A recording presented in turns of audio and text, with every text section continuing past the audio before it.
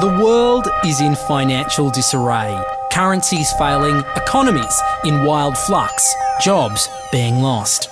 But what if you could build an entirely new economy, one specifically designed for the digital realm?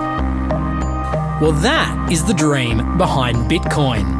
Bitcoin is a decentralised electronic cash system that uses peer-to-peer networking along with digital signatures and cryptographics to generate currency.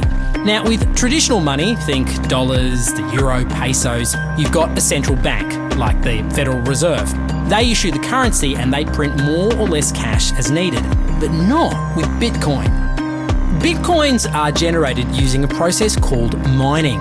Your computer is given a complex mathematical problem to solve, and the goal is a 64-digit number.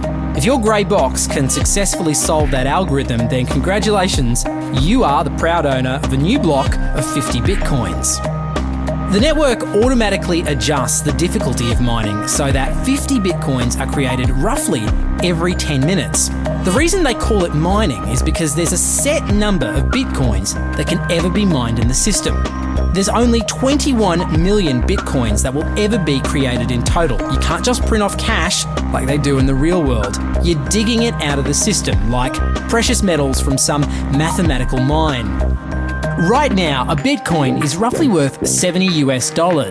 Last year, miners generated the equivalent of $16.7 million worth of Bitcoins, and we're only halfway down the mine shaft with over 10 million Bitcoins unearthed already.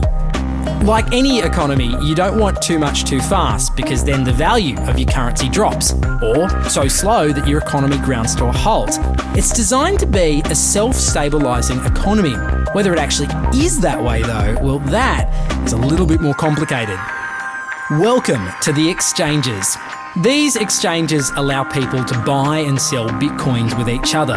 The largest Bitcoin exchange is Mt. Gox. And it's here that you can purchase Bitcoins using local currencies. You can even store Bitcoins too. Mind you, that can be a bit risky. Hackers have, on occasion, dangerously destabilised these exchanges.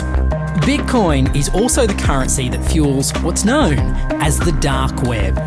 Using software called Tor, you can hide your identity online and access the digital marketplace they call the Silk Road, where sellers flog illegal drugs like LSD, heroin and marijuana. Buyers conduct all transactions using Bitcoin. The influence of Bitcoin is growing. WikiLeaks and WordPress will accept Bitcoin as cash. Even the ideas behind Bitcoin are already changing the way people think about cash.